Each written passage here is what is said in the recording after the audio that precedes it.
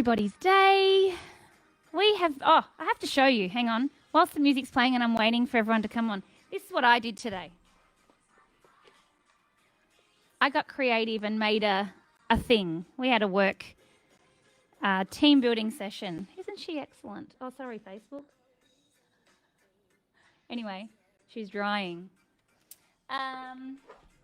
But I have decided, because it's all about quality of life, right? And I started to not really love these late night sessions. I love doing it at 8 o'clock because I get more of you are probably relaxed. You're in a position to sit and listen, or we can just not necessarily listen, but like we can have conversation. But I started to dread it because I would go home and I'd be settled and then I have to come back to the clinic. I know I need to let Brittany go in a minute. So here we are at 5 o'clock. And the nice thing, I guess, is that if you're watching it later, if you can't watch now, you watch replay, right? So I just want to give it another 30 seconds or so, because I found a really good song. And I would love to hear about how everybody else's days were while we're waiting for other people to join us. If you are joining me for the first time, hello. We're here for about half an hour and I've got some pretty cool things to talk to you about. If you have been here before, you'll know that I love nothing more than, my love language is words of affirmation. So love hearts are just actually ultimately the best thing. So are comments, questions, and also letting any of your friends know that we are here. I would love for you to do that as well. If you've got somebody that's experiencing a hormone imbalance that you need to let them know that I'm going to be live for the next little while, now is the time to do that so that they don't miss out on anything. Okay. Oh, there's a lot of COVID things coming through right now. I'm sorry. It sucks. It totally sucks. Sydney, my heart is with you. I think us Melburnians, out of anyone in the country, can completely sympathise with how you're feeling. And I'm going to talk to that in a minute when what we noticed, or what I noticed with patients and followers, is that your hormones go crazy when you're locked up.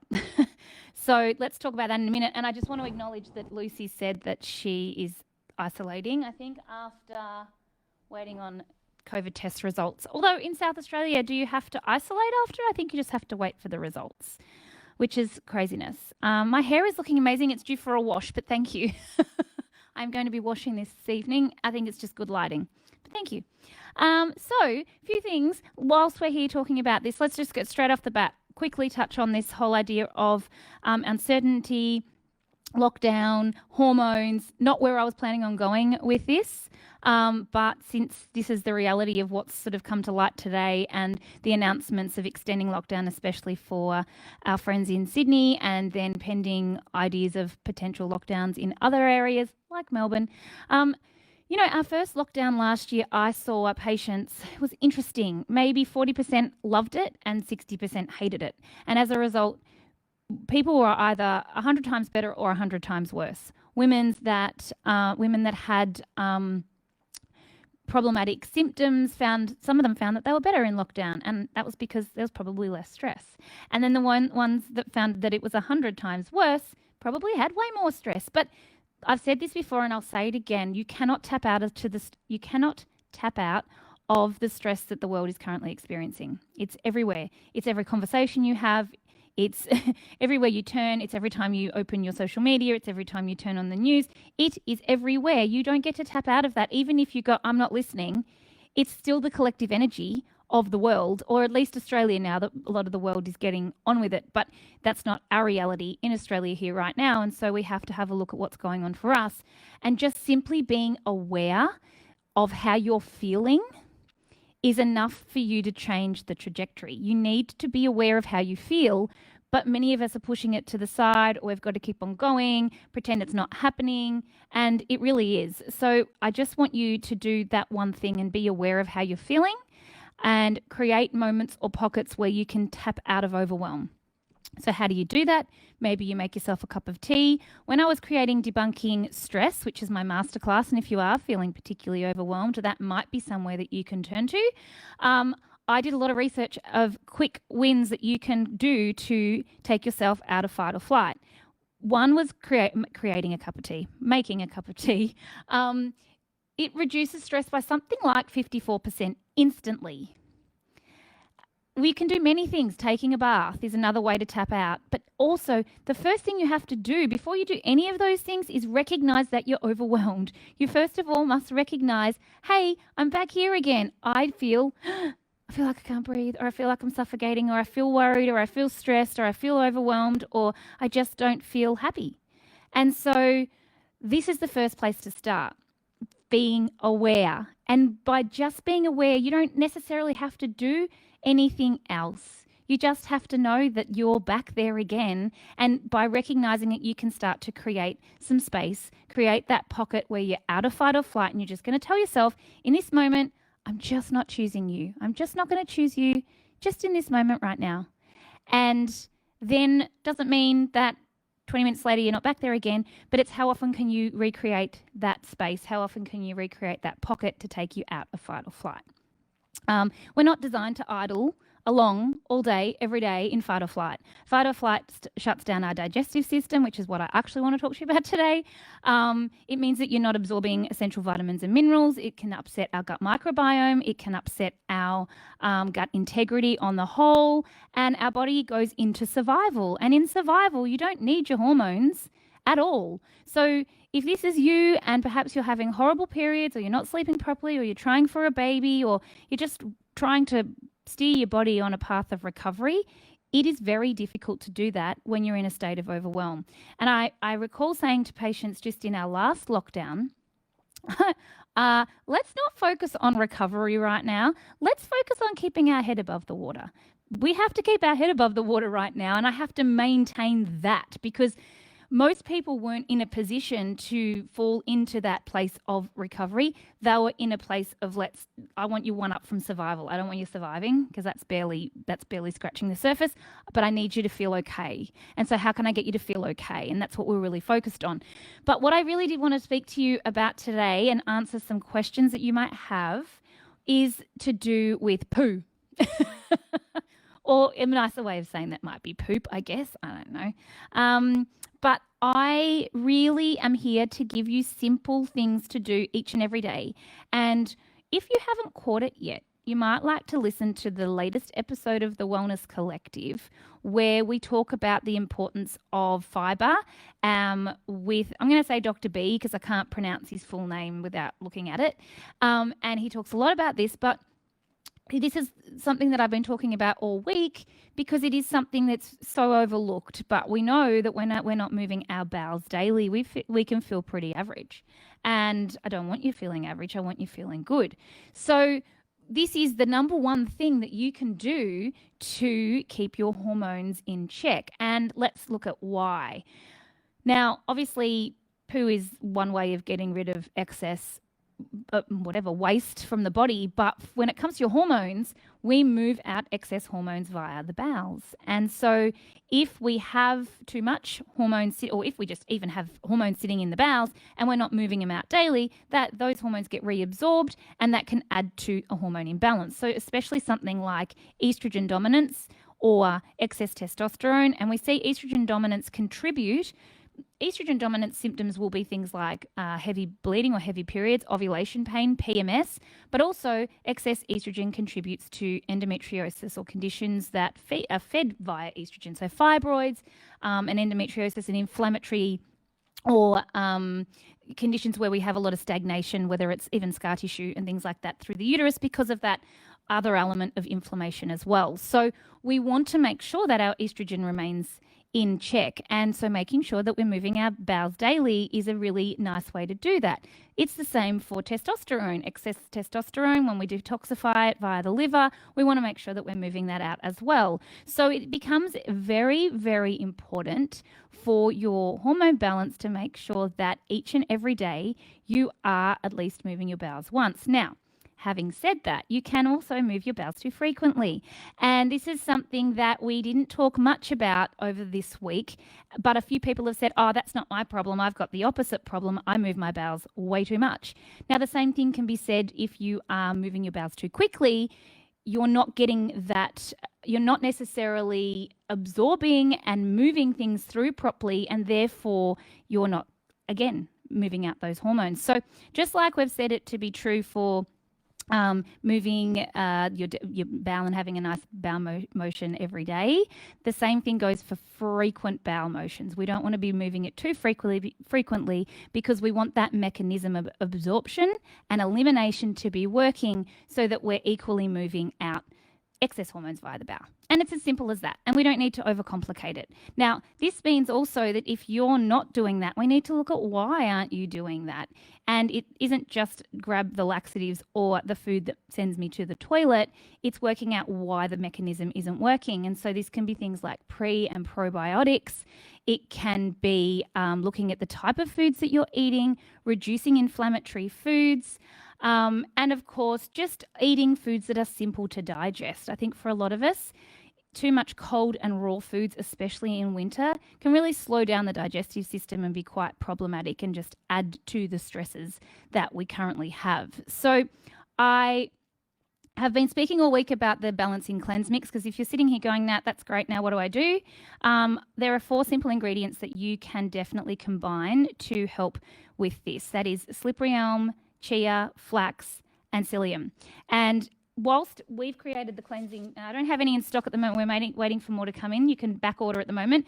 We've got a 200 gram and a 100 gram size, but you can totally mix those yourself. Now, our ratios are a little bit specific, but if you mix them all in equal parts, because you've got them in your cupboard at home, even if you mix 3 of them, you would find that that would actually help you to do a few things. And that is, they contain prebiotics, so they help the good bacteria of the gut grow. The ingredients help to dredge the gut, they help with liver detoxification, and they obviously help with bowels. So it ticks a lot of boxes with 4 very simple ingredients. The reason I made this was because I was asking women to do it. And so I was saying, listen, just get yourself these 4 ingredients and go and mix them together. And I want you to do it for a month and I want you to see what happens. And of course, time would go by and they're like, oh, I forgot, I haven't done it. And so I was like, well, I'm just going to make it for you. So it would be our number 1 selling product. Everybody loves it. Look, I'm not here to say it tastes amazing. It doesn't taste like anything, has no flavor to it, but that doesn't mean you can't mix it with some diluted juice, or for those that just want it with water, you can. You can also use it in food. You can find, if you're watching on Instagram, you can find a link for this in my profile. If you're watching on Facebook, we'll share a link as well. But it is very simple and it is very safe because, again, it is food. It's just food. So, and you're only having around a teaspoon a day, which makes it very affordable, very effective, very safe. And it's just one hack that you can use for hormone balance. So that's the balancing cleanse shake, and that's how that came to be. And I'd love to answer any questions on any of these things. I just want to see if there's any questions here on Instagram. Named Margie, stress tea. What we resist will persist absolutely everywhere. Also, 2 or 3 clients this week with lean PCOS or hypothalamic amenorrhea or hypothyroidism. I'm guessing that's what you mean. Well, it's common. It's more common than we think. I've just gone and actually I've been writing a whole lot of copy for some exciting things that we're doing, which is interesting because it makes me think about lean PCOS. But lean PCOS is when you don't really have any other symptoms other than a missing period. When it looks at using, we have one accurate way of confirming PCOS, and that is the Rotterdam standard test. And that requires you to have a blood test, ultrasound, and then look at your symptoms to be able to fully diagnose PCOS. PCOS is particularly tricky to diagnose because it's a syndrome. And unlike, questions, unlike full PCOS or typical, I should say, PCOS, where we see elevated androgens, we don't see a lot of those symptoms.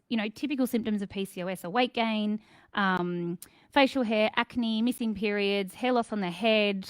They're our typical, plus there's a whole lot, but they're the typical ones that we see. In lean PCOS, we don't see those. Now, often I would look also, Lucy, at if there's a history of being on the pill or birth control or synthetic birth control, which can often instigate lean PCOS.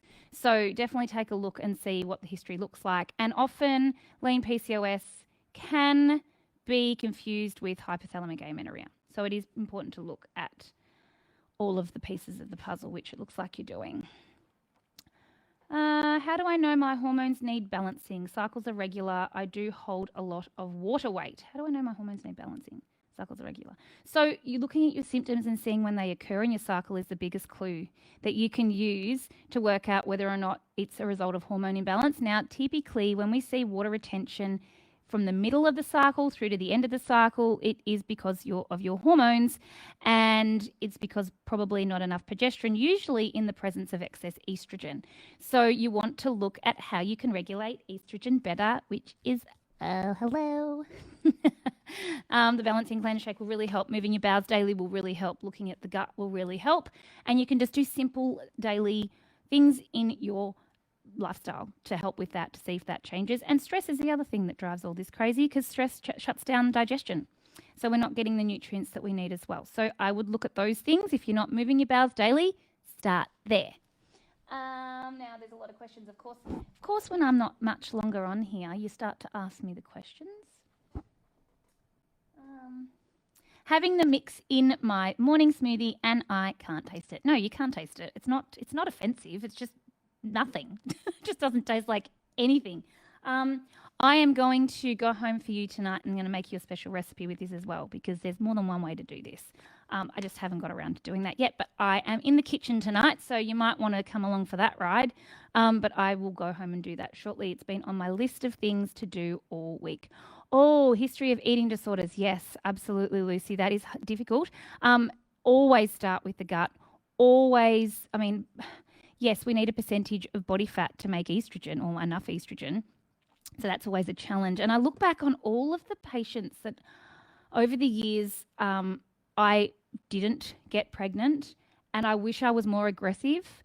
Aggressive is not the right word, but I really wish I was more firm with this side of things. It's a difficult and it's a very fine line, but I just wish I was more, I don't know what the word is. I would have supported them in a different way, because body fat percentage plays such a big role in our hormones as women. We need some. If we don't have enough, then that can be definitely problematic. Will we see changes in our bowels straight away or gradually? I think, look, it shouldn't take too long. You're increasing some really, key things to help move your bowels along. So, but also, this is not designed to send you to the bathroom like urgently. So I would expect you take it a day or two and it should start to have effect. And obviously for it to impact your hormones, you need to take it over a period of time. So I would say one cycle to the next, you should see some fairly substantial changes when it comes to just regulating the bowels. A lot of patients will say, even their endo symptoms were reduced because they were moving their bowels frequently, which means they were regulating estrogen, which is a contributing factor to endo. It's not the cause of endometriosis, but it is certainly one of the contributing stresses that does continue to almost like feed the issue. So from one period to the next, let's say that. My husband said they need balancing because I get moody just before I get my period. Yes, well, lots of husbands do like to suggest this, but perhaps they just need to let us be for a little bit. We are different every single day of our cycle. So you can always turn around and say, thank you, honey, for that piece of information. You're telling me now when I actually do want to punch you in the eyeball, but I'm not going to do that because I'm a loving wife. But really, just leave me alone for a little bit and then I'll be okay. I love it how that we get this feedback though. I think it's funny. And I'm not making light of abuse either, please. I just put that out there. It's just a thought that you have. It doesn't mean that you actually do it. And I don't advocate for that. Anything specific we can do to help detox androgens? Yes, very similar to detoxing or eliminating excess estrogen. Testosterone I treat fairly similarly as that mechanism. Don't treat it similarly everywhere else. But when it comes to liver detoxification and moving the bowels, we need to make sure that these bowels are regular so that we're moving out the elevated or excess hormones, and they will bind to fiber. So you can increase daily fiber as well. It doesn't have to be, this is not designed to be a standalone, don't do anything else. Like, you still need to eat well, guys. You still need to look after yourself. This is just a supportive ingredient that you can use to make your life easier as a hack. One other thing when it comes to elevated androgens or PCOS is also insulin resistance is so often sitting behind that type of hormone imbalance. So really regulating and looking at that as well is very important and would be secondary to moving your bowels as far as I'm concerned. Can you ovulate at different times from one cycle to the next? You always will be ovulating, yes, at a different time in accordance to your environment, your lifestyle, how much you've exercised. Like, any changes in your cycle will see changes to ovulation, or can likely see changes. So yes and no. It's difficult for me to fully answer that without seeing you specifically, but most people don't ovulate on the same day every cycle. And in fact, something like 14% or 12% of women ovulate on cycle day 14. So you'll probably find more than likely that each cycle is slightly different. I, for one, definitely don't ovulate on the same day every month. It can be as early as cycle day 11 and as late as cycle day 16. And it just depends on what I'm doing. And your cycle should shift in accordance to that. How do you know if you're ovulated? You get a period. That's the only way you can have a period, is to have ovulated. It is important that you understand your cycles, though, because sometimes we can bleed without ovulating, but a true period will always follow ovulation. What's this say? I've been on the pill since I was 15, on and off. I've had 2 kids and battling acne and dermatitis on my chin. And is it hormone related? I need to come and see you. That would probably help me to be able to answer this properly. But symptoms are always clues. So I look at this, and whenever I see acne, I'm going to first of all think of either elevated estrogen or testosterone. Whenever I see any type of skin conditions, whether it's dermatitis, eczema, psoriasis, I always look at gut health. And I mean, we always look at gut health when it comes to our skin and acne anyway. My question is it cyclic? Do you find that it's worse around ovulation or worse around the period time?